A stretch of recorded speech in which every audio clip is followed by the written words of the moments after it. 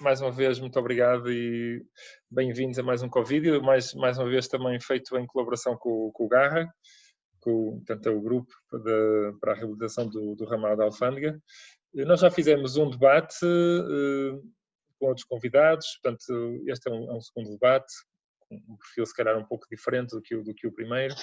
O primeiro foi talvez um pouco mais técnico, este já será se calhar orientado um pouco mais para o urbanismo, para o ordenamento do território, até para a própria geografia. E portanto, o nosso objetivo basicamente é tentar compreender, aliás, depois o Pedro vai explicar um bocado o contexto, mas é tentar compreender o que é que se poderá fazer com o ramal da Alfândega, não é? Portanto, é uma infraestrutura que está desaproveitada há muito tempo, que tem potencial óbvio, não é? Que está à vista. E de facto é preciso, mas aquilo que pode parecer fácil na verdade não é, porque há muitas opções, cada uma terá as suas vantagens e as suas desvantagens, e o nosso objetivo aqui realmente é tentar, falando com especialistas, com pessoas altamente conhecedoras destas matérias, tentar ajudar-nos um pouco e ajudar a cidade a decidir o que é que de facto poderá ser feito. Nós hoje temos realmente um painel muito distinto. Temos a Helena Madureira, que é geógrafa e professora na Faculdade de Letras da Universidade do Porto. Temos o José Alberto Silva Fernandes, que também é geógrafo, professor catedrático também na FLUP, portanto a FLUP aqui em grande, não é? A dominar. E temos também o Manuel Matos Fernandes, engenheiro civil e também professor catedrático, não na FLUP, como imaginam, mas na FILP. E se calhar passava já, portanto, em termos de formato não há assim nada de especial em relação aos outros tipos de debate que temos feito, portanto eu daria a palavra a cada um dos oradores e depois haveria, enfim, se calhar colocaria algumas perguntas, depois haveria sempre, claro, a interação com o público, que é sempre uma parte importante dos nossos debates. E eu se calhar começava por dar a palavra ao Pedro, para ele introduzir um bocado também o tema, porque ele tem sido aqui o nosso líder do Garra, não é? Ele é que tem andado sempre a puxar o pessoal, e muito bem, apesar de estar nos Estados Unidos, temporariamente. Pedro, não sei se queres partilhar ecrã, se queres só falar. Posso acho que tens que autorizar que eu Tenho que te autorizar, partilhe. sim. Já podes. Ok. Portanto, o que eu vou... Em primeiro lugar, boa noite, obrigado a todos por estarem aqui a conversar connosco sobre este tema. Eu suponho que estejam a ver imagens do site do Garra. Ainda não, certo? Pedro, eu não estou a ver nada ainda. Então, espera aí.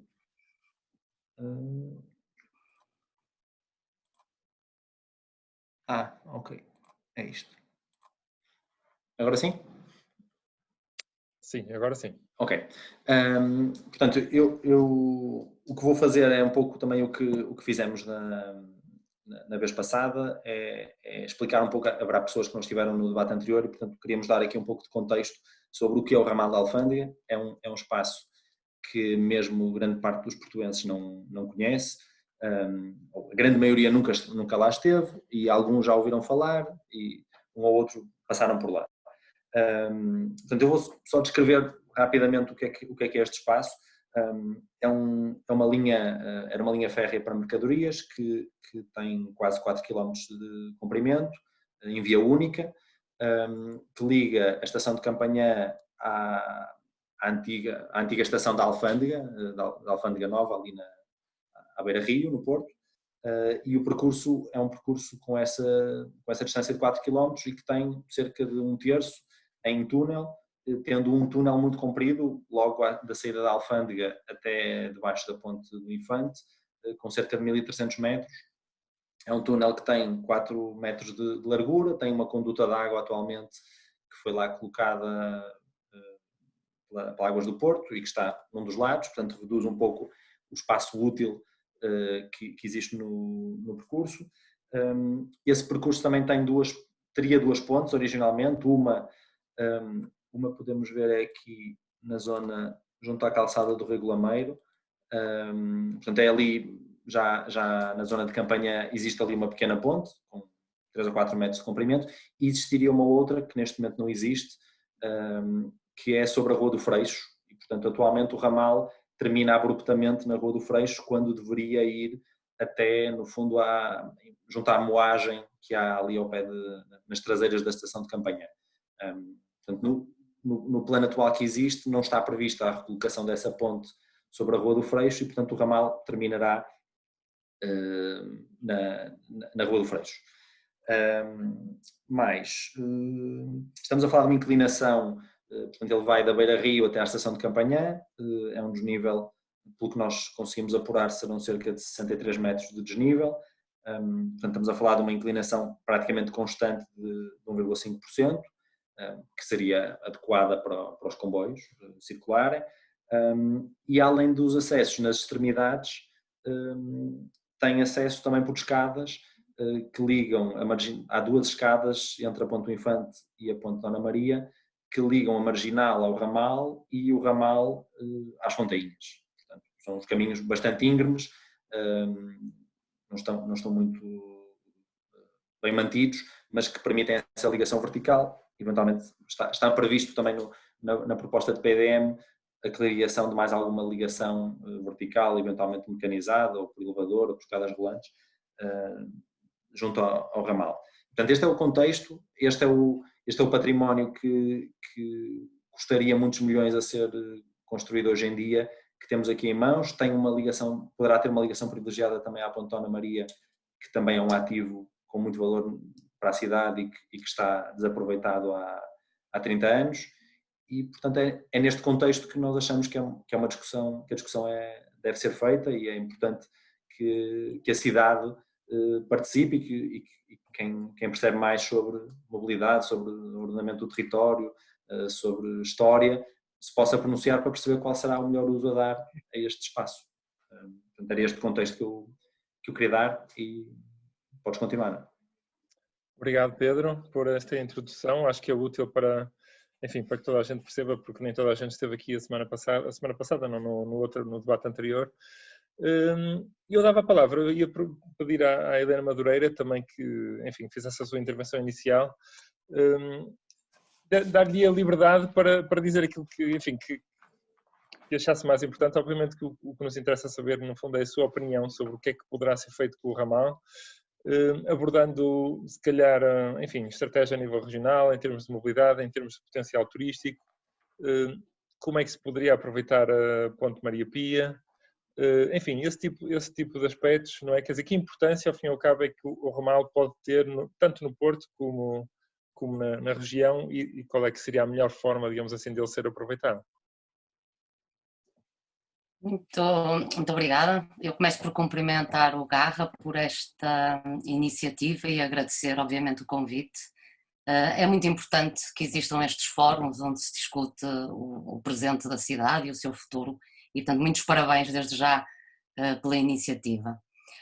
Eu vou trazer para esta discussão sobre os possíveis futuros do ramal da Alfândega um olhar de geógrafa, e uma geógrafa especialmente preocupada com as questões ambientais em contextos urbanos. E, portanto, é sobre esse prisma que eu farei pelo menos esta intervenção inicial. E, obviamente, trabalhando e utilizando cotidianamente esta cidade, tenho especial interesse por tudo o que aqui se passa e por todas as transformações que se estão a pensar para esta cidade. Nós estamos aqui a discutir principalmente dois cenários alternativos para o ramal da Alfândega: a opção por uma ecovia ou um canal de transportes coletivos, e eu tive a oportunidade de ver as várias opções que têm sido discutidas e que são muito variadas, mas é um canal de transportes coletivo.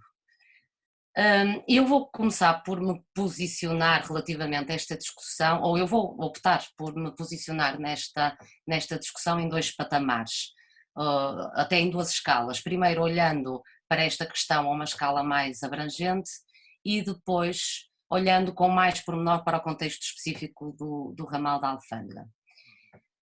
E começando primeiro por este olhar mais abrangente e pensando na cidade do Porto, cidade alargada, eu vou-me sempre aqui referir à cidade alargada e não ao concelho do Porto. Olhando sob este prisma de geógrafa com particular interesse nas questões ou na dimensão ambiental. Eu diria que o principal problema e também o principal desafio que a cidade terá que abraçar nos próximos tempos relaciona-se com a questão da mobilidade e da acessibilidade. Isto por variadas razões, antes de mais pela resposta que vamos ter que dar às questões da mitigação e adaptação às alterações climáticas, mas também creio que por novos entendimentos, por novas concepções individuais e coletivas sobre a qualidade de vida e que estão a exigir que a cidade ofereça alternativas ao automóvel privado. E eu diria que a partir destas duas soluções são válidas, não é? Por princípio são válidas, são ambas soluções recorrentes nas práticas internacionais, que todos nós conhecemos, para diminuir a dependência do automóvel privado.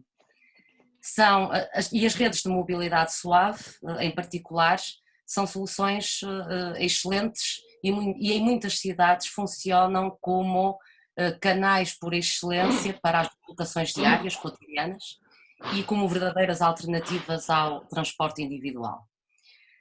Diria, contudo, que é muito difícil, ou não devemos cair na tentação de olhar para estas soluções internacionais e que nós tantas vezes queremos perseguir, adotar, replicar, sem pensar no contexto específico em que vivemos, no contexto específico do Porto.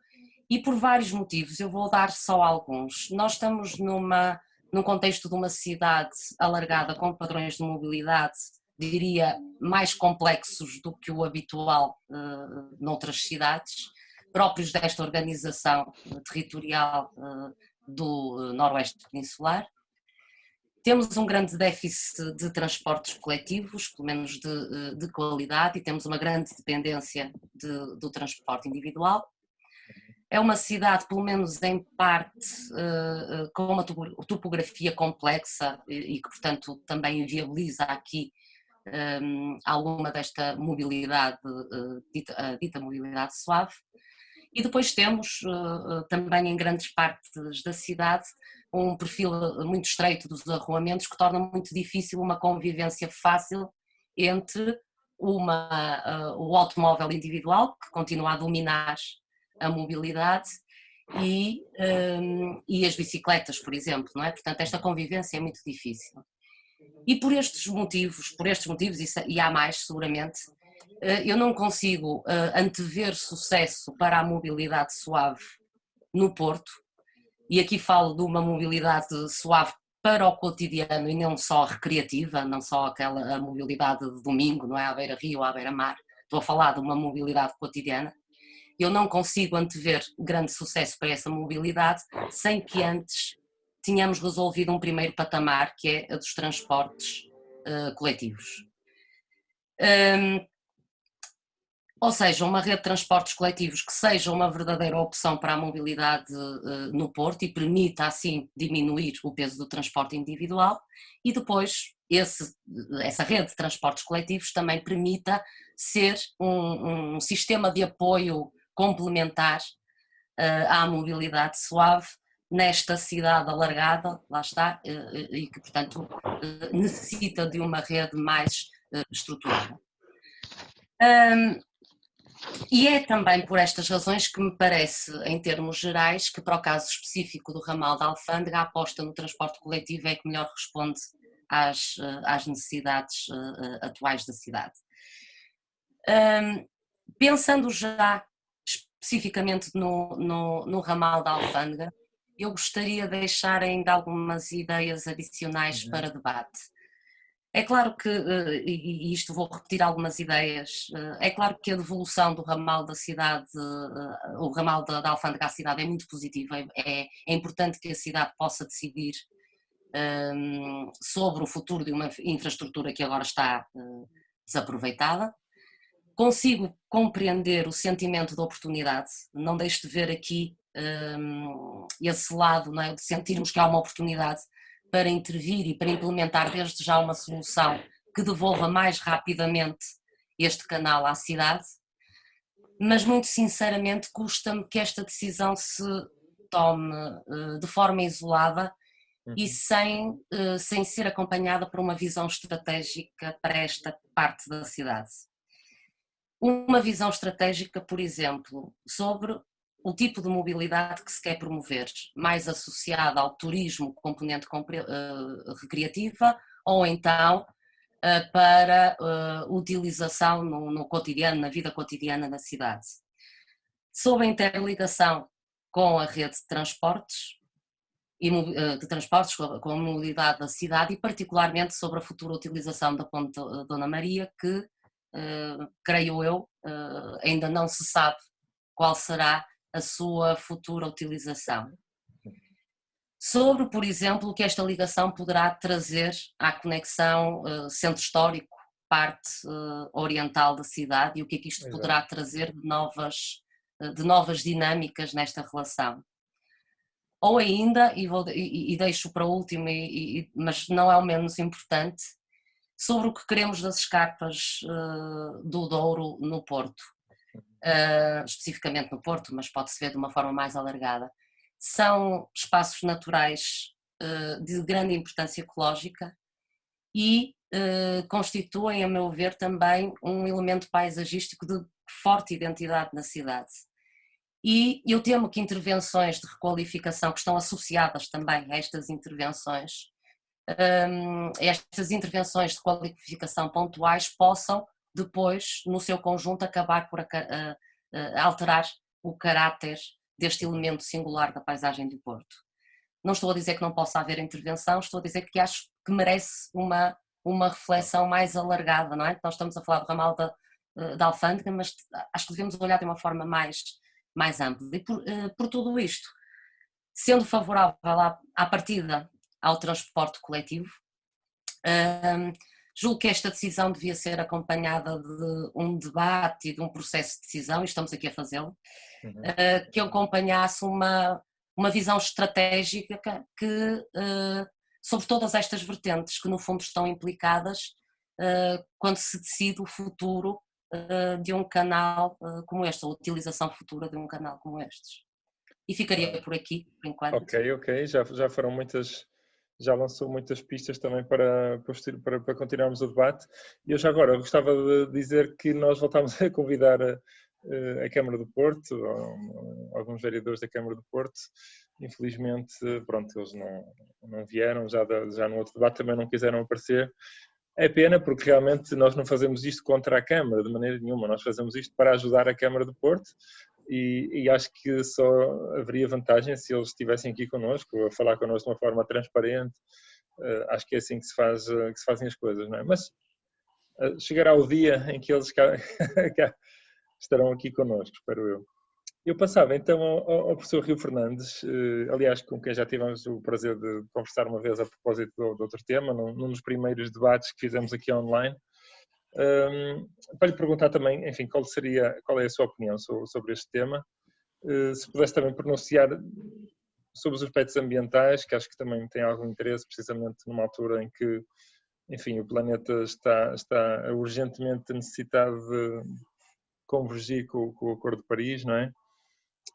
Mas como é que olha para o ramal da Alfândega? Essencialmente com um potencial em termos de mobilidade ou mais a nível turístico, por exemplo? Bom, eu não queria deixar também de agradecer o convite e de saudar a iniciativa. Acho muito importante, digamos, que este tipo de debates aconteça fora dos planos formais, não é? Das instituições. E queria desejar boa noite a todos, segredamente àqueles que entraram mais tarde, onde vejo com muito gosto o engenheiro Guilherme Ferreira, que já não vi há uns tempos, viva, tudo bem, e vi todos os demais.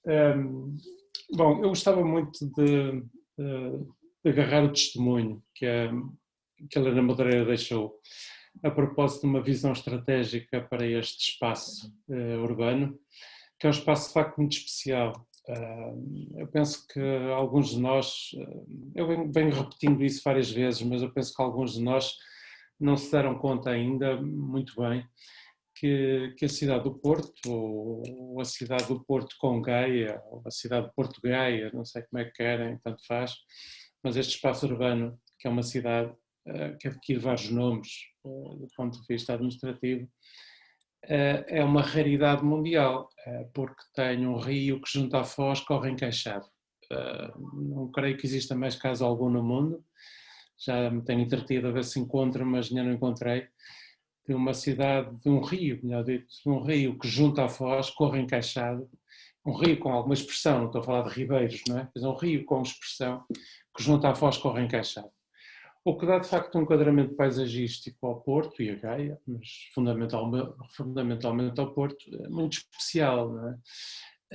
E coloca aqui um problema que é um problema de como tratar estas escarpas, não é? Como tratar estes declives abruptos que a cidade do Porto tem, que é um problema que se colocou e que se bateu muito a propósito da Rábida, não é? E que agora que se coloca aqui. E que, por exemplo, quer dizer, faz com que o Porto e Gaia, lembre-se, do ponto de vista administrativo, tenha pontes magníficas, não é?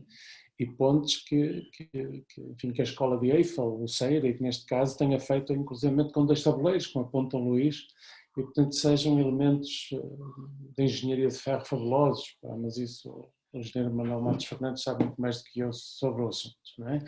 Mas de facto são peças fabulosas que nós aqui temos de uma cidade que junto ao mar tem estas escarpas. Ora bom, estamos a falar de uma situação dessas, quer dizer, o que fazer com uma linha que passa a meia encosta, quase que replicando os terraços do Douro, não é? Há aqui uma situação de terraços, que tem um terraço lá embaixo onde se fez uma rodovia, no século XX, e isto tem uns terraços cá em cima onde passa a ferrovia, no século XIX, transição do século XIX para o século XX. Fundamentalmente princípio do século XX. Não, o comboio ainda chegou do século XIX. Portanto, estamos aqui a falar, digamos, de um declive, onde há como que umas tripas, não é? Porque a ligação entre a cota alta e a cota baixa é quase impossível, quer dizer, há de facto umas escadas, não é? Como foi dito, mas não é uma ligação franca, não é uma ligação fácil. E, portanto, não tivemos aqui um processo de urbanização, não aconteceu cidade, naquela nossa visão que tínhamos do século XX, que a cidade tinha que ser construções e ruas, não é? Portanto, esse tipo de cidade nós não temos aqui. Eu receio muito que haja apetites para fazer esse tipo de cidade.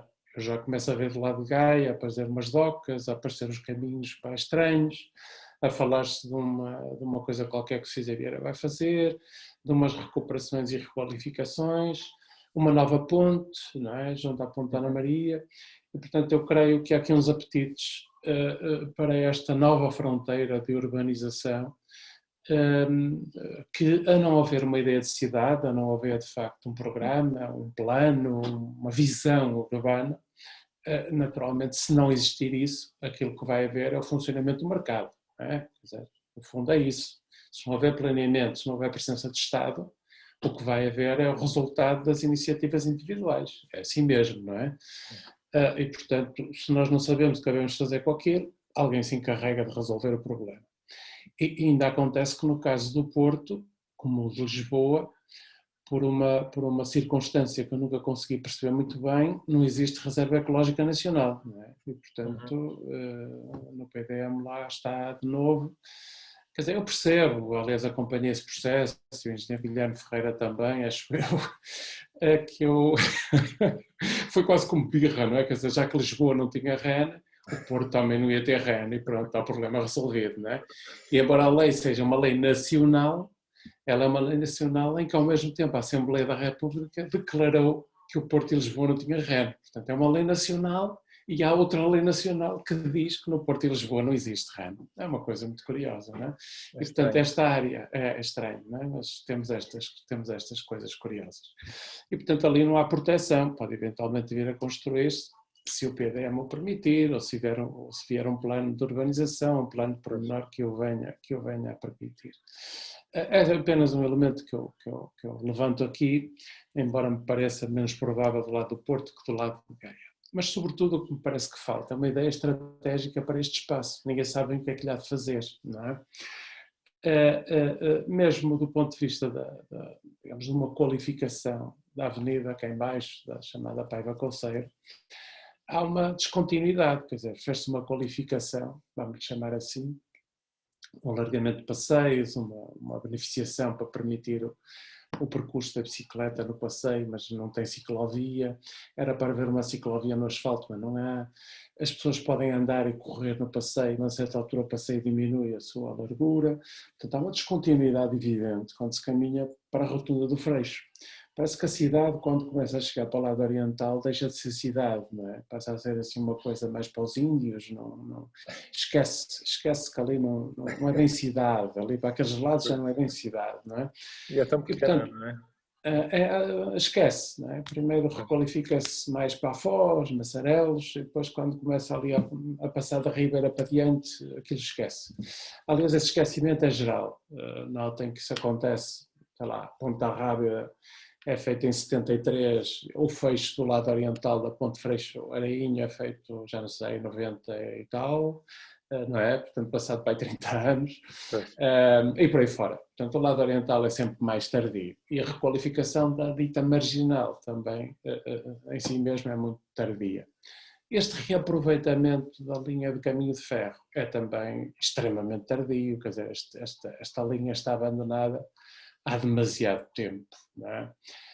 O facto da Câmara Municipal ter tomado este terreno, ou melhor dito, ter alugado este terreno, porque ele continua a não ser posse municipal, ele é posse da Infraestruturas de Portugal,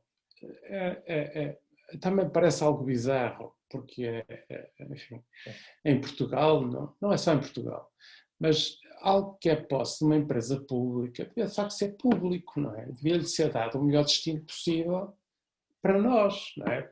Para aquilo que é público, para a coletividade, não é? Mas não, quer dizer, guerreia-se entre uma empresa pública e uma empresa municipal, empresa não, e o município, a ver quem é que há de ganhar mais dinheiro com isto, não é? O que é que se há de fazer? E um quer uma coisa, outro ganha outra, que é, aliás, um pouco o que se passa com a Ponta Ana Maria, não é?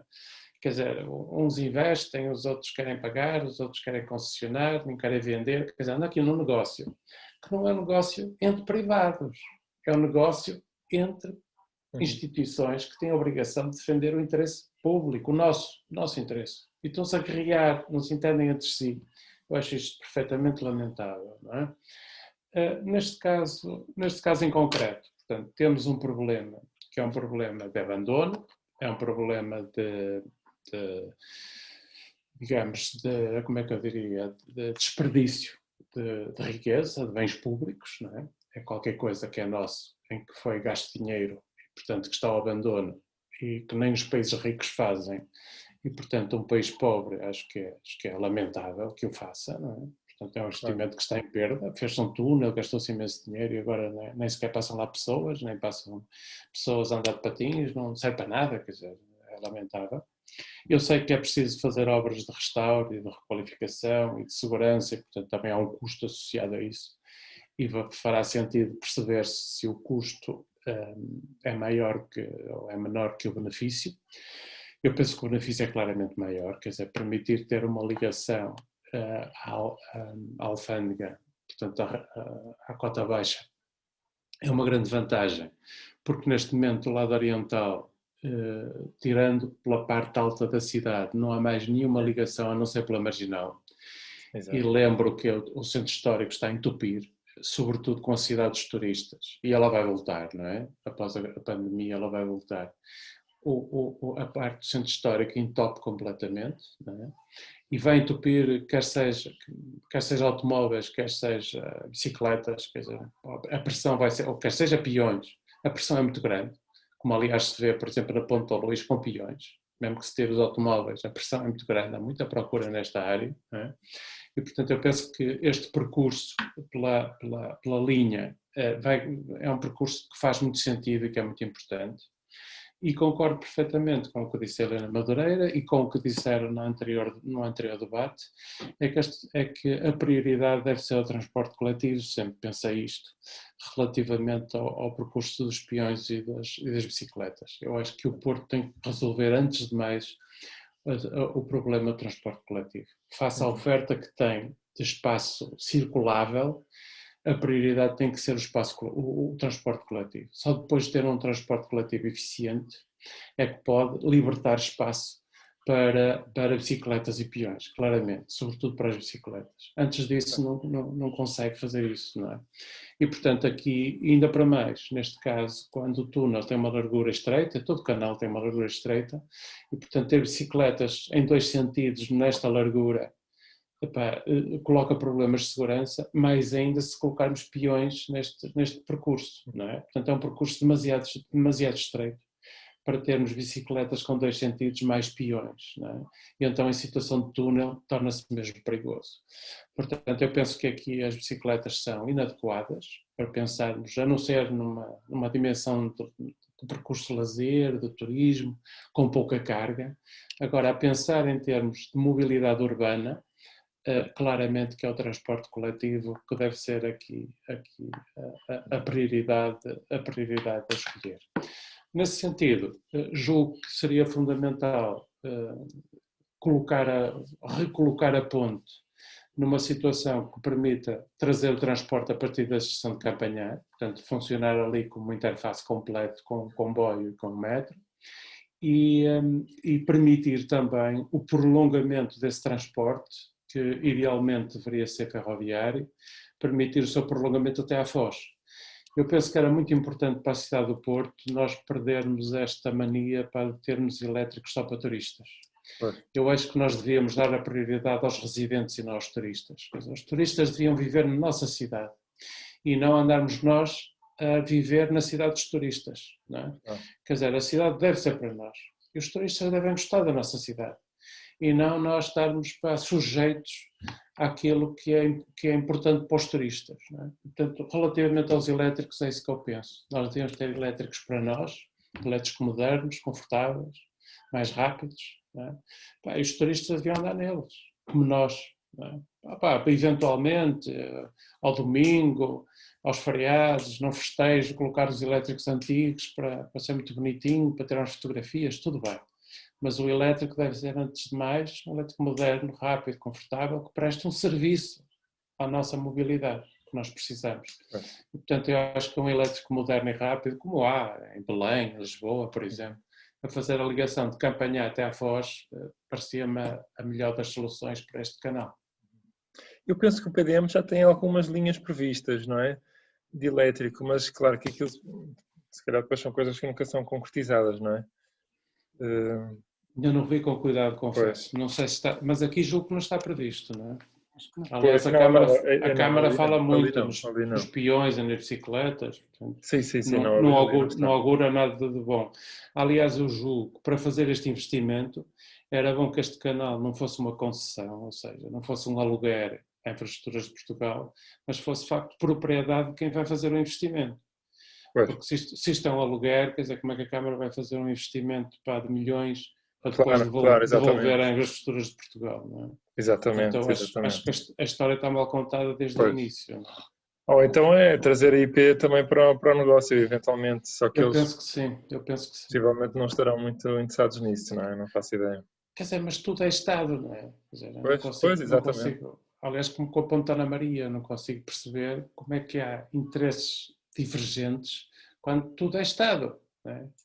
Quer uma empresa, quer a Câmara Municipal, é tudo Estado. São todos estão, digamos, são pagos com os nossos impostos para servirem os nossos interesses, não é? Portanto, como é que não pode haver convergência? Não consigo perceber isso. Pronto, muito obrigado. Para começo do campeonato, é a minha opinião. ainda vai haver oportunidade para mais. Ainda temos aqui algumas perguntas para fazer.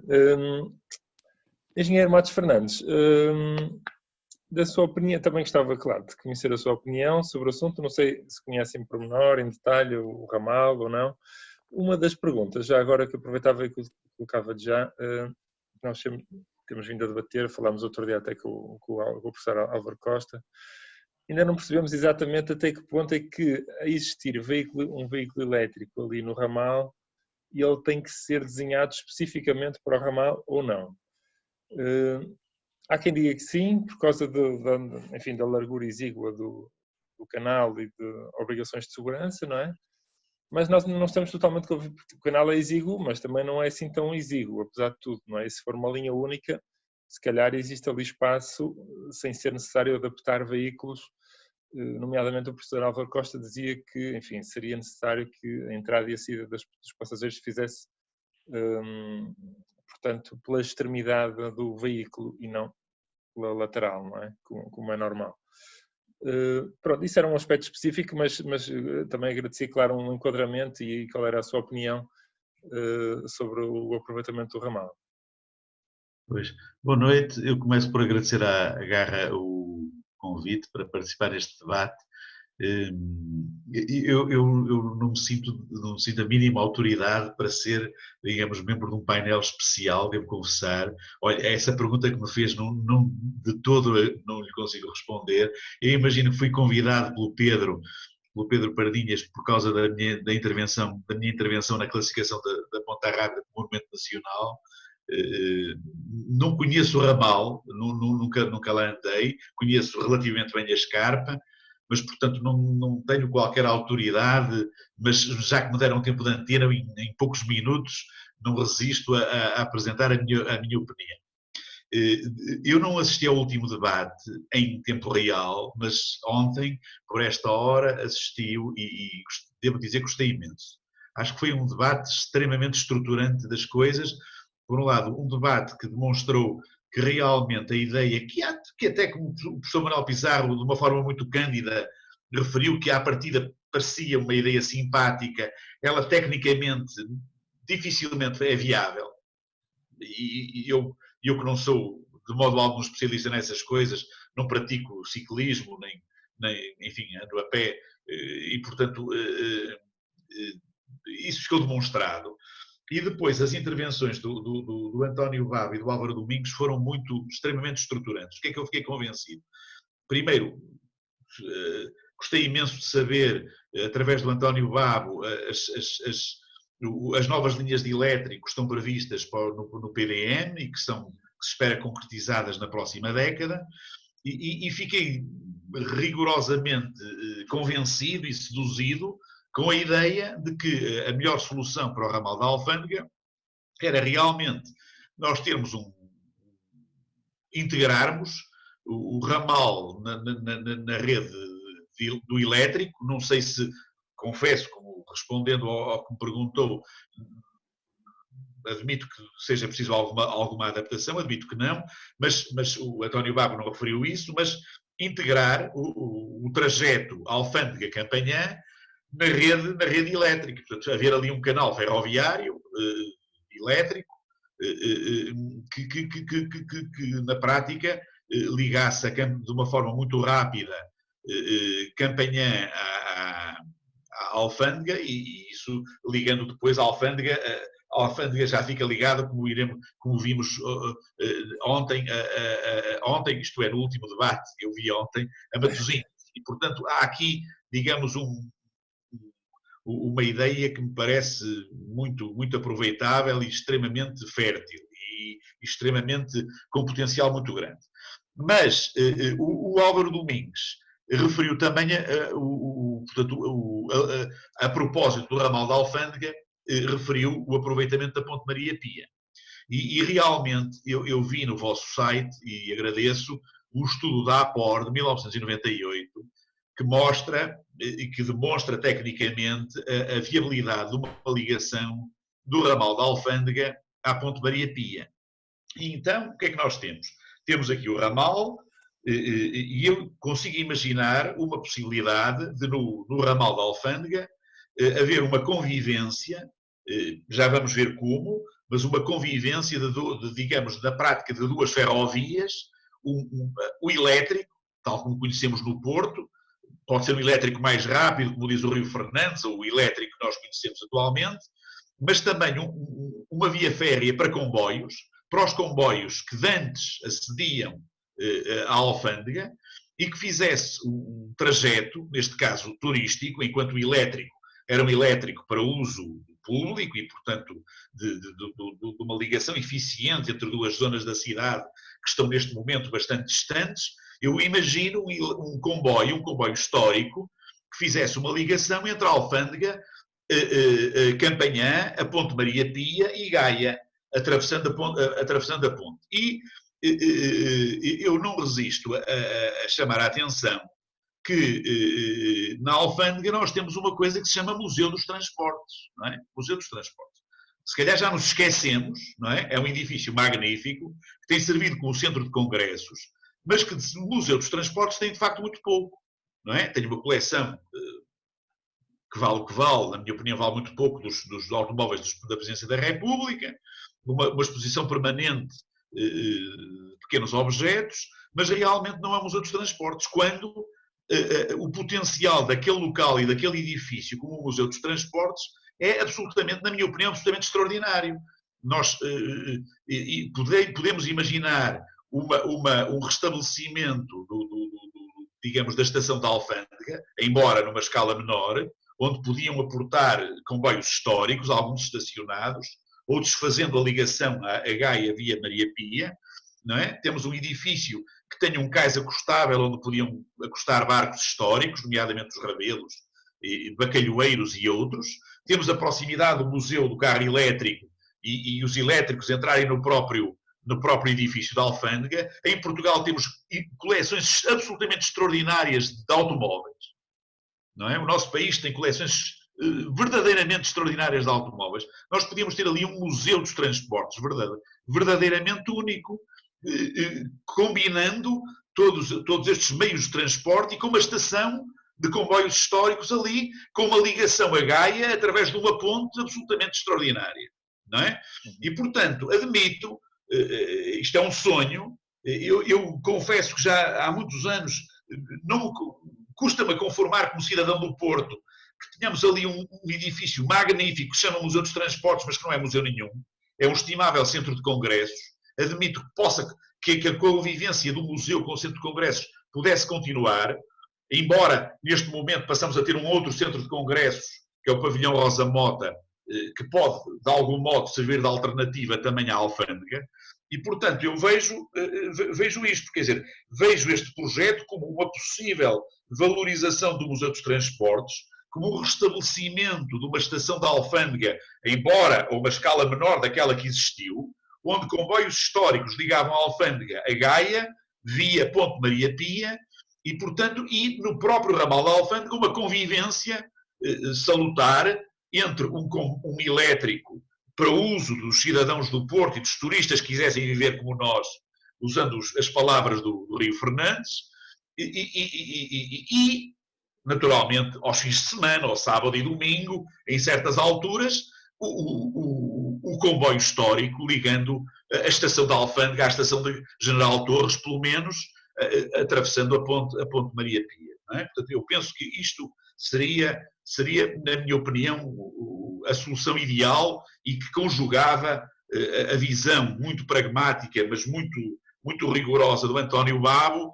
com, portanto, aquilo que ontem o Álvaro Domingos falou ao puxar a Ponte Maria Pia para a discussão. Se me permitem, em mais 2 minutos apenas, um comentário sobre a escarpa. Não é? Um comentário sobre a escarpa, que ainda a propósito das intervenções dos 2 colegas anteriores. O que é que eu penso sobre isto? Há aqui uma situação que é assim. Eu confesso também como cidadão do Porto que sinto enorme mal-estar há muitos anos, eu estou velho e portanto há décadas que sinto este mal-estar da situação deplorável em que nós, cidadãos do Porto e de Gaia, convivemos com a situação das nossas escarpas. Olha, quando eu na Faculdade de Engenharia às vezes recebo ilustres visitantes estrangeiros e eles me pedem para fazer o passeio dos barcos do Rio Douro, eu confesso, quando o barco passa para Montante da Ponte Dom Luís, eu começo a sentir um mal-estar, uma vergonha, uma comichão enorme, porque eu recebo às vezes convidados de países ricos, convidados com bom gosto e rigorosos, e a situação das escapas não resiste a um turista exigente. Eu acho que a horda de turistas que nos tem invadido é muito generosa com a nossa cidade, porque turistas exigentes ficavam às vezes horrorizados com situações das nossas escarpas. As nossas escarpas, quem vai do Freixo à Foz, olhando para Gaia e olhando para o Porto, passamos do sublime ao horrendo, às vezes em menos de 100 metros. E a mim choca-me, em particular do lado do Porto, a situação da escarpa entre o Freixo e a Ponte Dom Luís. Porque passam-se as décadas e aquela escarpa está abandonada, têm sido feitas algumas intervenções de estabilização, que são positivas, mas eu vejo que não compreendo porque é que, ao longo destas décadas, aquela escarpa não está numa situação que nos possa orgulhar como cidadãos do Porto e, pelo contrário, em muitos pontos, está em situações que nos envergonham, com ruínas, com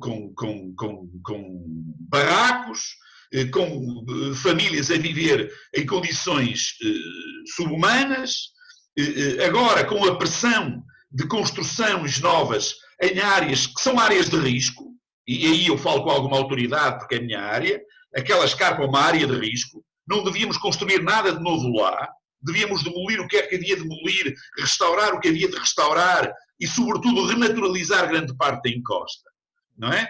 E, portanto, isto pode ser, de facto, uma oportunidade. Agora, tenho uma grande incompreensão para esta situação, porque não é por manifestamente, nós temos aquela encosta, em particular naquela situação, entre o lado do Porto, entre Freixo e o de Ponte Luís, e ela está assim, não é por falta de dinheiro, por amor de Deus, porque um projeto sensato e contido, e de bom gosto e rigoroso, é completamente concretizável com meios financeiros limitados. Naturalmente, para já pelo menos não falo da zona da Arrábida, onde estamos a estragar o Monumento Nacional com construções horrendas. Só espero que na geração dos meus netos, dos meus filhos talvez não, mas dos meus netos, haja um programa Polis, que tal como em Viana previu a demolição do prédio Coutinho, preveja a demolição dos mostrengos que lá estão a ser construídos ou que foram construídos recentemente. E para já me fico. Obrigado. E já trouxe muitos elementos, creio eu, muito importantes também ao debate. E eu aproveito para dizer que quem quiser, ao público, não é? Quem quiser intervir, fica desde já convidado, porque também já são, não quero enganar outra vez, 9h50, 10 para as 10, aqui já são 10 para as 11. Mas já temos 23 participantes, portanto já temos uma boa audiência. Quem quiser fazer comentários, perguntas, esteja à vontade. Entretanto, professora Helena, voltava a si. Eu acho que esta intervenção do engenheiro Matos Fernandes foi de facto interessante porque trouxe a questão do património e trouxe a questão da escarpa, não é? Porque também é um assunto que interessa. Realmente, eu próprio já tinha pensado exatamente a mesma coisa. Aquilo é uma coisa vergonhosa. Aliás, estas próprias intervenções de estabilização da escarpa, que são evidentemente necessárias e são positivas, mas a mim choca-me pessoalmente como é que se faz, quer dizer, põe-se aquele botão todo sem de facto fazer um menor esforço para renaturalizar aquilo, não é? Será que de facto, enfim, o Garra podia numa proposta futura fazer à Câmara aproveitar, digamos, o embalo e propor também que se realmente do ponto de vista paisagístico se tente recuperar um bocado aquela margem ali do Douro?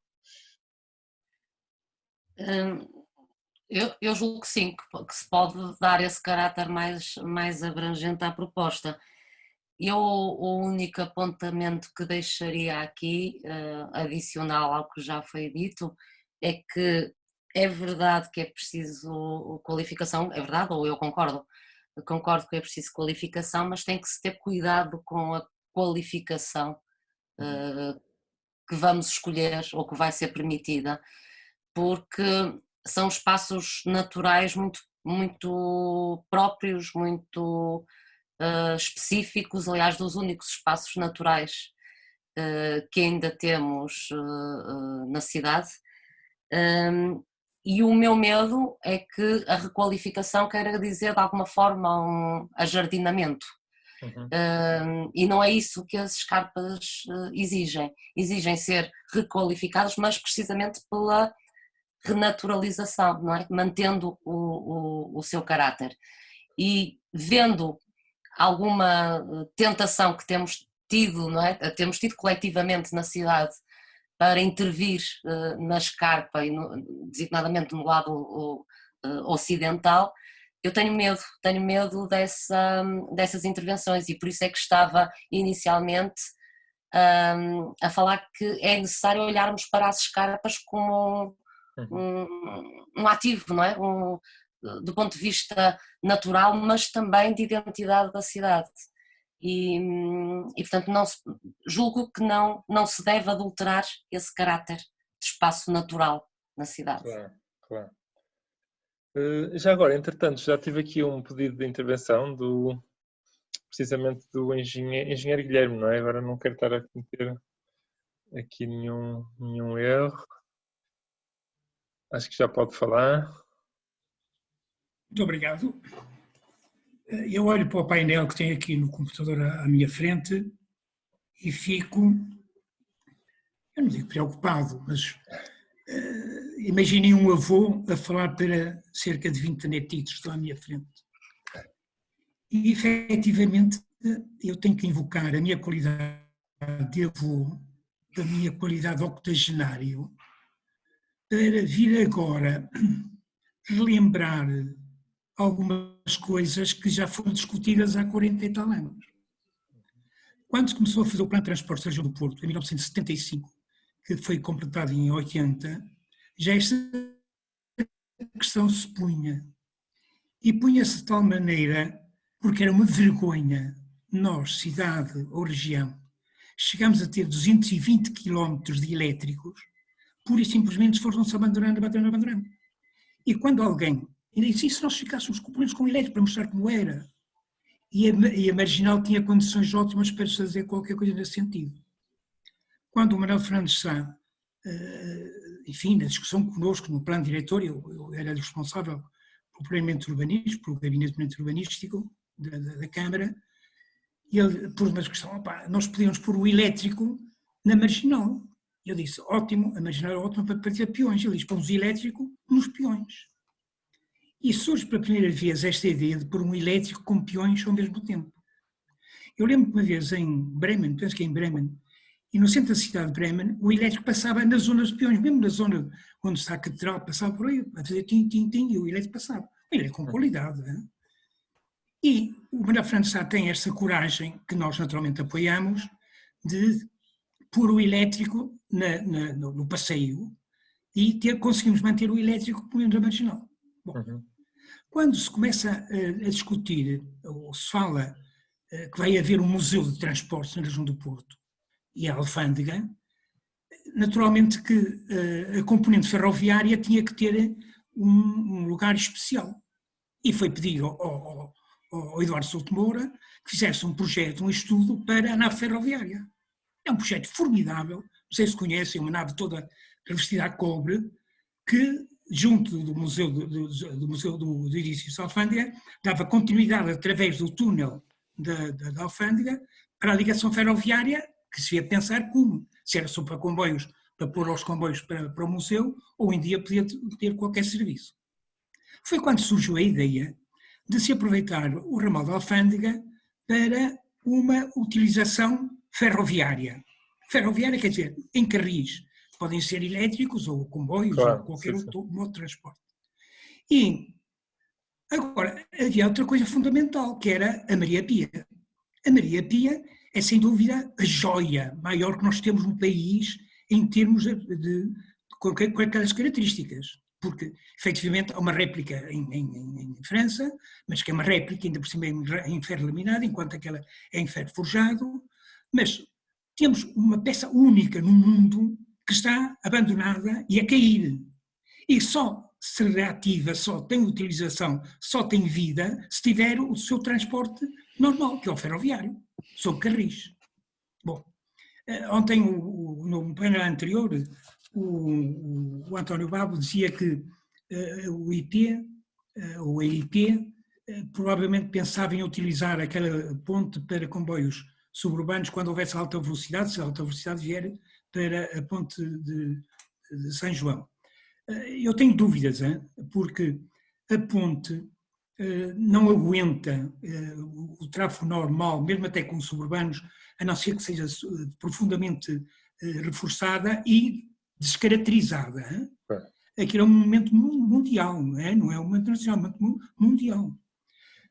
Quando surgiu a ideia, então foi quando surgiu a ideia, por que não utilizar esta ponte para um comboio turístico ou histórico, ou seja o que for, já que temos uma nave ferroviária na Alfândega, temos um túnel ferroviário único, é das poucas cidades no mundo que tem um túnel com aquelas características na própria cidade. E temos a possibilidade de ligar, e isso é que foi feito quando a APOR fez o estudo, não foi a APOR, enfim, quando eu lá estava, foi apenas chefiou este trabalho, que foi encomendado naturalmente a especialistas, nomeadamente suíços, e a especialistas portugueses que fizessem um projeto dessa ligação possível do ramal da Alfândega à Ponte Maria Pia. E foi possível, faço um lacete com algumas características especiais, tem uma inclinação, eu sei, de cerca de 5%, que é o limite que o transporte ferroviário com aquelas características pode vencer. Terá que ser em via métrica, por isso é que, quando um bocado o engenheiro Matos Fernandes falava da possibilidade de ter o comboio histórico com o elétrico, é perfeitamente possível, porque podem-se algaliar os dois sistemas, o métrico com o elétrico.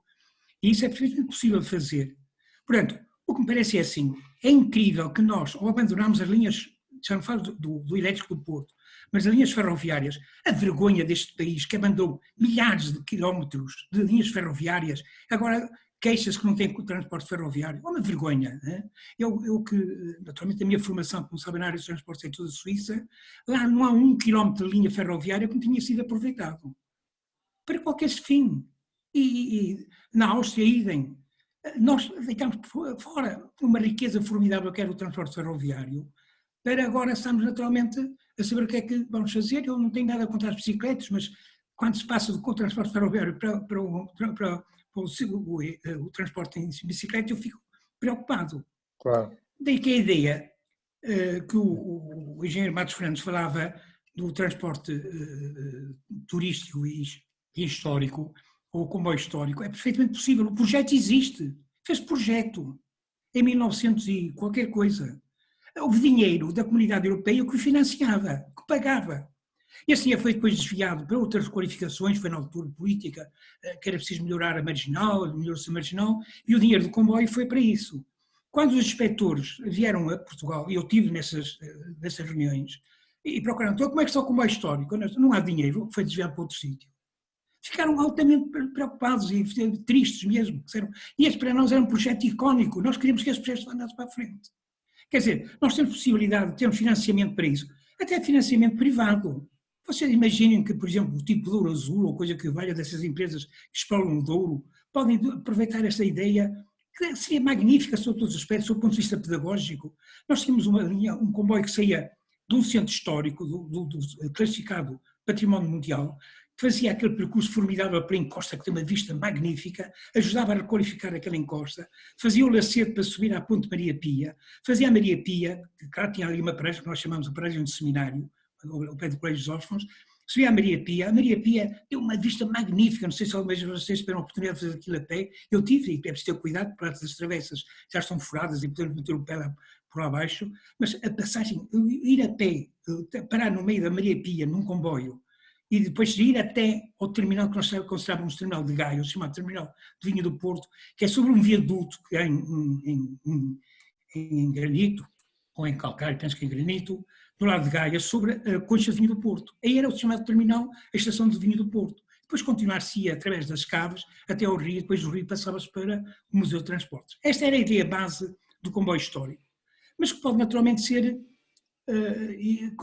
considerado um sonho e não ser possível realizar, mas pode fazer qualquer coisa desde já. E a ideia que o António Babo outro dia frisava, essa ideia sempre se pôs de pegar no elétrico que vem da Foz e de Matosinhos e depois meter até Campanhã é perfeitamente possível. Agora, fica de lado a Maria Pia. Eu não acredito que a Maria Pia alguma vez vai ser utilizada pelo IP para qualquer coisa de transporte ferroviário. Não acredito. E, portanto, nós não temos direito de abandonar a Maria Pia na situação que ela se encontra. É uma vergonha. E, portanto, eu continuo, eu agora como velhinho, porque já vai ser no meu tempo que essas coisas vou vê-las, mas é incrível que se tenha de esperar tantos anos, 40 e tal anos, para se tomar qualquer decisão. Agora nada-se a discutir uma via ciclável no túnel. E chama-se ofender o túnel. O túnel tem muito mais valor, muito mais categoria, muito mais respeito, que merece melhor respeito do que qualquer outro. Não tem nada contra as ciclovias, antes pelo contrário. Mas cada coisa no seu lugar. O túnel é ferroviário, deve ter um transporte ferroviário, sob carris. A Ponte Maria Pia é ferroviária, deve ter um transporte ferroviário sob carris. Ou elétrico, ou comboio histórico, ou seja o que for. Esta é a posição que nós sempre devemos defender, e desculpem que acabe dessa maneira. É efetivamente pena que eu, nesta idade, não veja concretizado estes sonhos, que afinal foram sonhos, mas que agora parece que podem ser realidade se todos aqueles que eu estou a ver à minha frente aqui no ecrã pugnarem por qualquer coisa válida. Muito obrigado. Obrigado, eu. Extremamente interessante o seu contributo, ainda bem que pediu a palavra. Não sei se há mais intervenções do público, senão eu passava ao professor Rio Fernandes também até para comentar esta intervenção do engenheiro Guilherme Fernandes, porque acho que, de facto, quer dizer, nós temos tido aqui imensas ideias, não é? O que é difícil, no fundo, é escolher entre as várias boas ideias que têm vindo a aparecer já no outro debate anterior. Portanto, agora até se falou na possibilidade de ter um comboio histórico ou elétrico. Eu, por acaso, aí questiono-me se não será bastante mais caro por causa de termos dois sistemas, digamos, em simultâneo no mesmo ramal, possivelmente. Mas não, está a dizer que não. Já agora? O problema é que quando se fala em preços, naturalmente que cada coisa se deve fazer de forma faseada. Hein? E quando o Matos Fernandes falava da possibilidade do comboio ser em simultâneo com o elétrico, a coisa é possível, perfeitamente possível. Claro que ele falava que o comboio histórico seria uns fins de semana, ou coisa que valha. Até pode ser. Claro, vejam aquele comboio que para mim não é nada histórico, que vai desde a Régua até o Pocinho, mas a procura que aquilo tem é impressionante. Ouçam, quando eu falo num comboio histórico, é mesmo um comboio a sério. Nós temos máquinas formidáveis que podem ser recuperadas para vapor ecológico. Claro que não era um comboio a vapor do tipo como Volguinha, que deitava o fogo. Por acaso não deitava, acabou-se com a linha de Volga estupidamente também. Mas eu tive a oportunidade de contactar os fabricantes, quer na Suíça, quer na Áustria, de reconversão destas máquinas a vapor antigas em vapor ecológico. Claro que tem um determinado sistema de aquecimento, pré-aquecimento, etc. E funcionam perfeitamente, elas estão a funcionar neste momento. É uma questão de vermos. E não são nada super dispendiosas.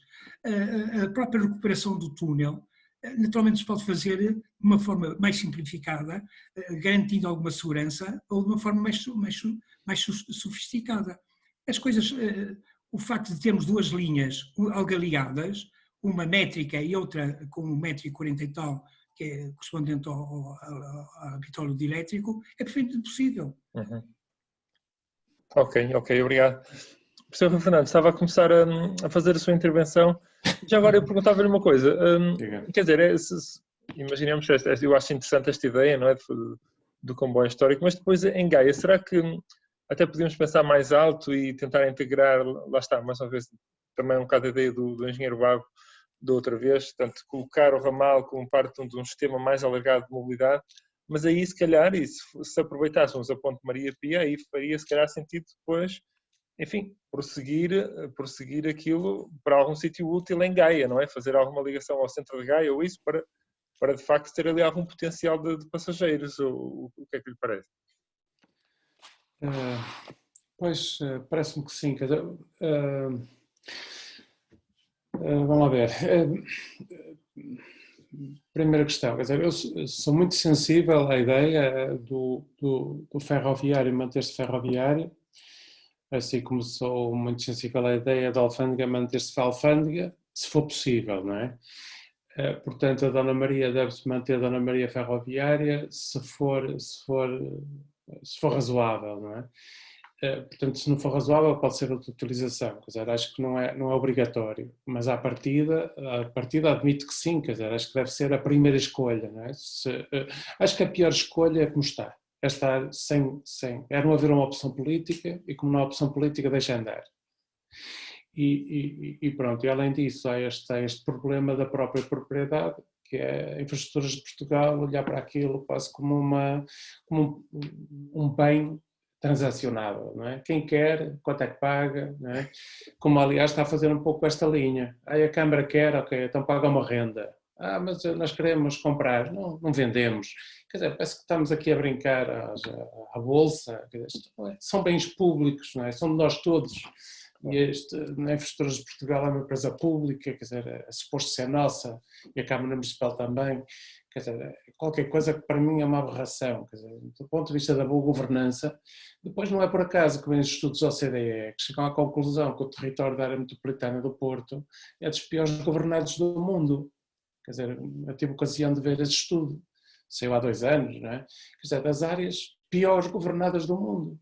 Porquê? Porque a Ponta Ana Maria, às vezes o município do Porto entende-se com o de Gaia, outras vezes não, com o IP também não se entende, com o governo, com não sei o quê, depois não se faz nada. Quer dizer, isto cria ineficiências, não é? Que nos empobrece a todos. Enfim, porque depois daqui a 10 anos é preciso fazer outra reabilitação da ponte e gastar mais não sei quantos milhões. Mas se calhar é por isso mesmo que nunca se fez nada. Nós estamos aqui a discutir os problemas técnicos e se calhar o problema de facto nem é tanta questão técnica, de facto é essa questão que está a colocar agora, que é São problemas políticos. Problema político das pessoas não falarem, não se entenderem, se calhar, não é? Para já não haver uma opção clara, não é? Por exemplo, entre nós, eu julgo que se criou um consenso, que já se criou no anterior debate, que é o consenso que relativamente a esta linha, ela deve ser ferroviária. Para já deve ser transporte coletivo, não é? Acho que isso que é muito evidente. E depois, ainda não vi também ninguém defender de uma forma clara que esse transporte coletivo não deve ser ferroviário. Portanto, parece-me que há aqui um consenso que já vem do último debate e que se prolonga neste, que deve ser esta opção. Não é? Portanto, eu penso que se criasse um consenso também em torno da Ponte Ana Maria, seja deste comboio histórico, que será para turistas ou para visitantes ou para nós próprios também passearmos lá e ver como é que é e tal, pronto, pode ser uma opção, admito que sim. Mas se criasse esse consenso, era preciso fazê-lo, mas nem se procura criar o consenso, muito menos fazê-lo. Não é? Claro. Aqui neste caso, mesmo criando o consenso, eu repito este problema, que é o consenso cria-se, mas não temos o proprietário com vontade de fazer essa obra. A Infraestruturas de Portugal não quer fazer esse investimento, não vai colocar linhas de caminho de ferro aqui, não é? Portanto, quem é que pode eventualmente colocar? A Câmara do Porto, mas vai colocar linhas de caminho de ferro naquilo que não é seu, vai gastar uma série de milhões em qualquer coisa que tenha alugado apenas. Portanto, mas eu penso que, enfim, criando o consenso será mais fácil depois poder haver a negociação para que isto aconteça. O projeto de articulação entre a Alfândega e a Ponta Ana Maria parece-me mais complicado, quer dizer, julgo que será... Eu já ficaria satisfeito, pelo menos no curto prazo, diria assim, se conseguisse fazer o ferroviário articulando Campanhã, e digo Campanhã atravessando a Rua do Freixo, obviamente, portanto, estação de Campanhã, permitindo articulação com o ferroviário, digamos, pesado, vamos chamar assim, não é? Para a linha do Minho, linha do Douro e com o metropolitano em Campanhã, portanto, uma boa articulação aí, um bom interface, poderoso. O terminal, não é? Espero que funcione bem, ainda não vi isso com cuidado.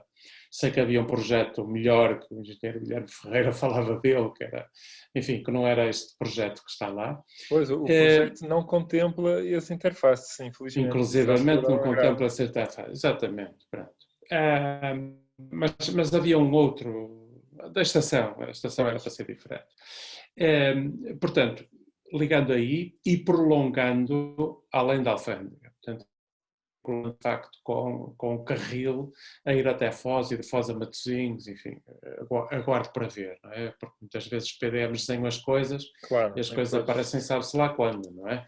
Exatamente. Quer dizer, é um pouco como o parque, o chamado Parque da Cidade, não é? Que também já estava previsto desde o princípio do século XX, não é? Demorou um bocado a fazer-se, não é? Portanto, e o Parque Oriental que desapareceu, praticamente.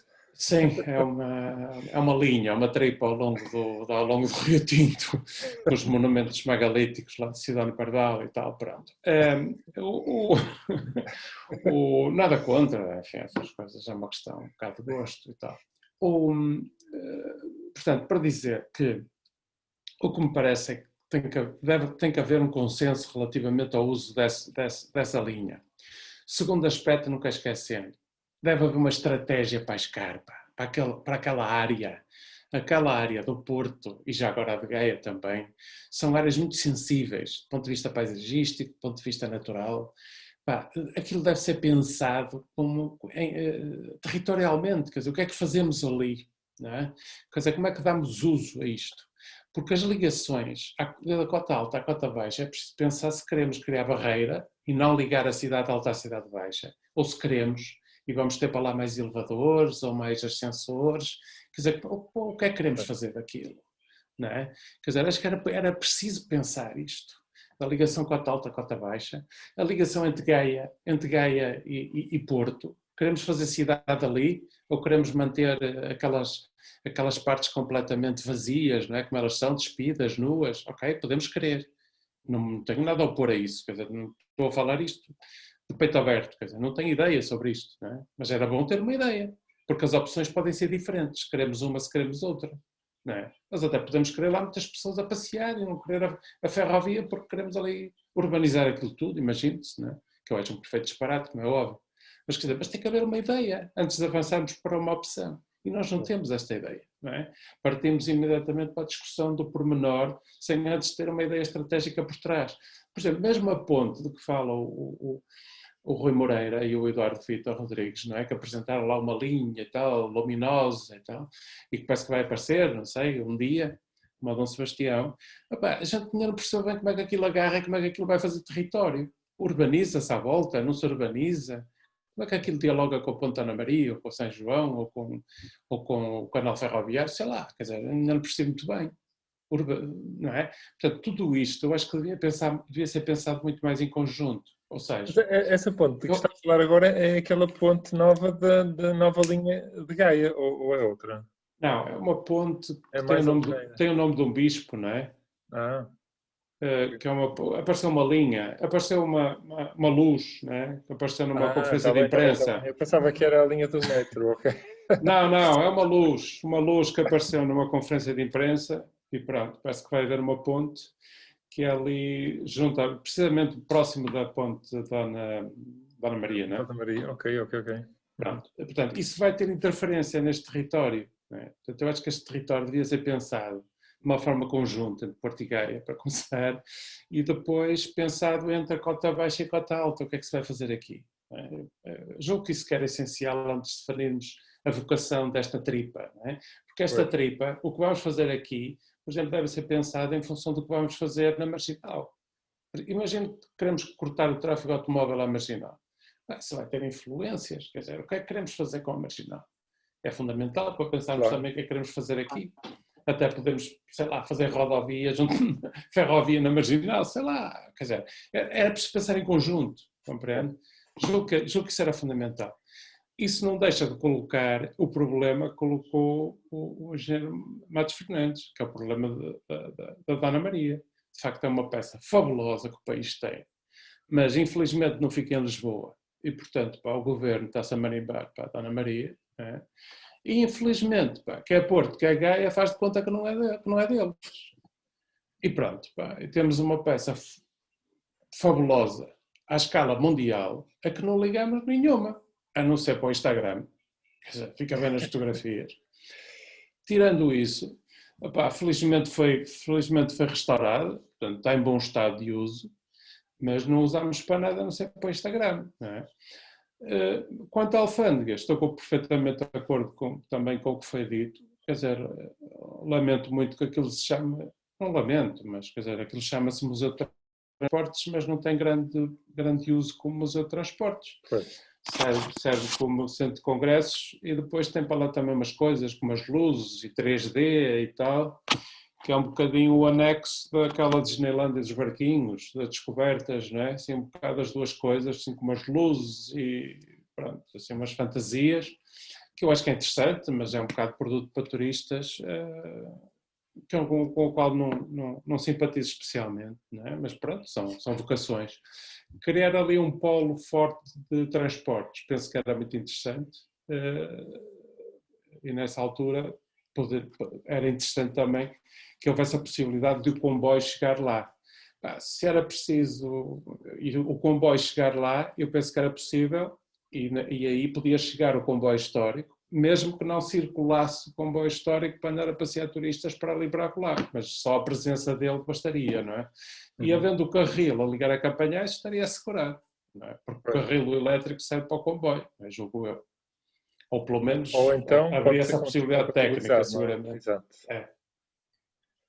Muito bem, obrigado. Entretanto, Pedro, não sei se queres também colocar alguma pergunta que ainda não tenha sido abordada, antes de passar a palavra também ao engenheiro Matos Fernandes para um comentário, se calhar, final. Não, eu tenho estado aqui a tomar, notas, acho que uma das questões... Desculpe? Estava a dizer que antes de mim deve intervir a professora Helena Madureira. Está bem, está bem. Ela falou antes do professor Fernandes, mas sim, tem razão, ainda vou passar a palavra. Eu só ia dizer, acho que uma das coisas que teremos que fazer, e agora aproveitando a consulta pública do PDM, é tentar, primeiro, consultá-lo com atenção. Nós já temos olhado para algumas partes, nomeadamente da mobilidade, da rede elétrica, previsões também para os modos suaves, também para os corredores verdes, mas acho que podia ser interessante também procurarmos falar diretamente com o vereador do urbanismo, o Pedro Baganha, e perceber qual é a visão da Câmara do Porto para aquela zona e, portanto, para a Escarpa, não só centrado no ramal, mas centrado em toda a encosta. Temos que o obrigar esse território. A debate. Sim, ou vamos ter com ele onde ele estiver, nessas sessões públicas que tem, já houve algumas e vai haver mais. Portanto, acho que esse era um ponto que devia ser uma questão que lhe devemos colocar, sejamos nós, ou seja, qualquer outro cidadão, para tentar perceber em concreto o que é que está pensado para aí, porque acho que esse é um dos pontos que me parece que é aqui unânime no grupo que está aqui a falar hoje. Exato. O Pedro que é importante perceber qual é a visão. Chat, isso mesmo também. Eu, por acaso, assisti ao primeiro debate em diferido, não é? Mas se calhar podia ser uma boa ideia, de facto, participar num debate. Não sei se a moça pode fazer perguntas também pela internet, ao vereador ou não, mas realmente é uma boa ideia. Eu acho que é possível enviar, sim. Ok. Professora Helena Madureira, bem, antes de mais comentários àquilo que ouviu, já houve aqui inúmeras propostas, mas se calhar também gostava de conhecer a sua opinião sobre realmente qual é a melhor forma. Quer dizer, o professor Rui Fernandes também insistiu muito na necessidade de uma visão estratégica. Qual é que é então a visão estratégica que devemos ter, e será que temos que, se calhar, sentar à mesma mesa os presidentes da Câmara do Porto e de Gaia com o presidente da IP para se tentar, de facto, chegar aqui, se calhar, a um consenso, se calhar de uma reunião entre estas três partes surgiria ali algum projeto. Pode não ser o projeto ideal, mas pelo menos era um projeto. Se calhar já era melhor do que nada, não é? Não sei. Bem, não sei se começaria por aí, mas antes disso, e só para sublinhar, não é, que é o que aqui foi dito, é mais importante, acho que é a principal conclusão que daqui tiramos de tudo o que falámos, é que é preciso ter uma visão, não é? Como é que se constrói essa visão? Eu acho que há muitas formas, não é? Muitas formas de construir essas visões conjuntas. Eu ouvi, eu acho que foi na sessão anterior, a ideia de concursos de ideias,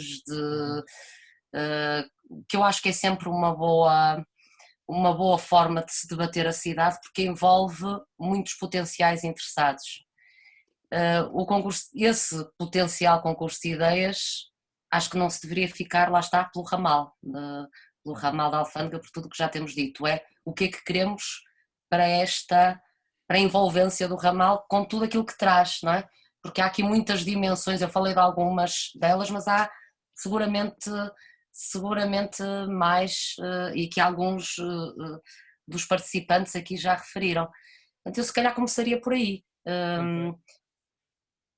por esse concurso de ideias, e porque as pessoas querem muito participar, não é? Querem de facto participar.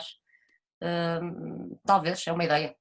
É uma ideia, se calhar que o Garra não tem recursos financeiros para, para pagar a ninguém, mas não, por acaso nós em conversa entre nós, entre o nosso grupo, uma das coisas que nós pensávamos precisamente era sugerir à Câmara que lançasse um estudo, não era um concurso de ideias. Se calhar o concurso de ideias até podia ser mais interessante porque apela mais à participação e se calhar antecede depois um estudo, digamos, mais pormenorizado, não é?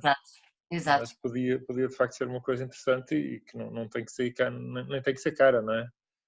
Pode ser bastante barato ao município até, penso que sim, ok. Engenheiro Matos Fernandes, o que é que lhe pareceu daquilo que ouviu?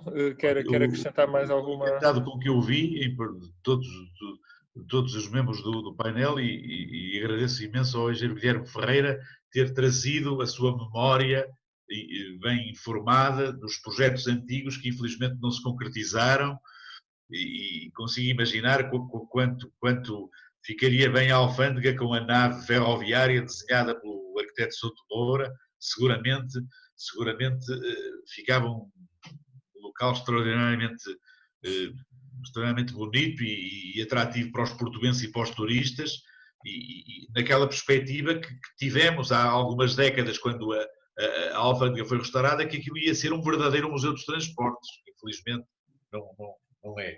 E eu só apresentava duas coisas muito cirúrgicas. Em primeiro lugar, em relação à propriedade, a propriedade do ramal, a propriedade da ponte, etc. Eu neste momento, eu estou convencido que os autarcas, em particular os presidentes das câmaras de Lisboa e Porto, de Gaia e Porto, são muito respeitados pelo poder central. Não estou a falar do governo que está neste momento em funções, mas dos diversos governos de que me lembro recentemente. E, portanto, eu não tenho dúvidas que, se houver uma vontade política concertada muito grande e muito forte dos nossos autarcas, em particular dos nossos presidentes das câmaras, o poder central poderá ter alguma resistência, poderá haver alguma entropia por parte das empresas públicas, etc., por parte das infraestruturas de Portugal, mas não acredito, francamente, que com uma pressão concertada, atendendo às boas relações que existem e ao respeito mútuo dos governos centrais que temos tido e dos presidentes das nossas câmaras, que isso fosse um obstáculo insuperável para concretizarmos um projeto que fosse um projeto em que realmente os portuenses, estou a falar no sentido lato, naturalmente da palavra, apostassem e estivessem convencidos que era um projeto que merecia ser levado para a frente. Portanto, acredito que isso realmente acontecesse e, portanto, a questão da propriedade desse património extraordinário não fosse um obstáculo insuperável. Só um segundo ponto. Lembro-me bem do que eu vi do primeiro painel acerca da intervenção do António Babo, gostei imenso, como costume, muito informado, em que, portanto, referia o desenvolvimento da linha de elétrico que está vertida no PDM, ou no projeto do PDM, e que estará, pelo que eu vi, se bem entendi, apontada para financiamento com base no quadro 2030. Não é? E, portanto, lembram-se certamente que quando o António Babo falava da possibilidade de agora esse elétrico ser alargado e ser inserido no ramal ligando a Alfândega a Campanhã, já falava em 2040, não é?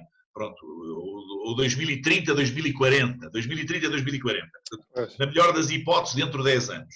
Ora bem, eu acho, francamente, que nesse aspecto, é o único aspecto em que discordo do António Babo. Acho que o António Babo está a ser muito pessimista. Isto é, eu recordo que uma série de projetos que temos ouvido falar nas últimas semanas, o alargamento a curto prazo do metro do Porto a Gaia, com uma nova ponte sobre o Douro, os projetos muito ambiciosos para a ferrovia, em particular da ferrovia de alta velocidade, etc., estão associados, como parece óbvio, ao financiamento que se anuncia, esperemos que se concretize, europeu, que reforça substancialmente as verbas que estavam previstas nos quadros comunitários de apoio normais. E, portanto, eu quero crer que se houver, ou seja, se a cidade, novamente em sentido lato, propuser um projeto relacionado com o ramal da Alfândega, com a travessia da Ponte Maria Pia, um projeto sustentado tecnicamente, projeto consensual a nível autárquico, a nível dos cidadãos do Porto, rigoroso, bem sustentado e bem fundamentado, eu quero crer que as verbas envolvidas não serão perfeitamente razoáveis quando se falam das verbas que são necessárias para o alargamento do metro de Lisboa e Porto, para a alta velocidade em Lisboa e Porto, etc, etc. E, portanto, acho possível que esse projeto possa ser concretizável na próxima década e não tenhamos de esperar pelas verbas comunitárias do Horizonte 2030 para ele poder ser financiado, não é? Porque realmente as coisas mudaram. Portanto, nesse aspecto, com a pandemia, para o bem e para o mal, realmente está-se a falar em envelopes financeiros para investimentos em infraestruturas por essa Europa fora, que realmente não se falava há poucos meses. E portanto, tenho esperança que um projeto bem fundamentado e rigoroso e em que realmente a cidade esteja apostada e os cidadãos mobilizados, admito que o Poder Central não faça orelhas moucas e, portanto, esse projeto possa ser concretizável num prazo mais curto. Tenho essa esperança. Era só isto que queria dizer. Exato, eu estou de acordo consigo também. Aliás, nós, da última vez, depois do debate, também estivemos a conversar e também achamos que, de facto, existe ainda uma janela de oportunidade com esse dinheiro. E mesmo que não houvesse esse dinheiro que aparentemente vai existir, não é? E, além disso, quer dizer, uma das exigências da União Europeia, precisamente, é que estes fundos adicionais sejam usados para objetivos verdes, não é? Contribuindo para o programa para as alterações climáticas, etc. Portanto, desde que cumpra esse tipo de objetivos, à partida o dinheiro estará disponível, não é? Muito bem, não havendo mais intervenções, também já se faz tarde. Eu gostava muito de agradecer ao nosso painel, muito obrigado mesmo, foi mais uma vez, acho que foi extremamente interessante o contributo que nos trouxeram aqui. Aproveito também para agradecer a um convidado de que não estávamos à espera, o engenheiro Guilherme Ferreira. Se calhar fica aqui o convite, se calhar para uma próxima vez ter mais, digamos, entre aspas, tempo de antena e trazer mais do seu conhecimento aqui ao público. Fica já aqui o convite, se calhar feito.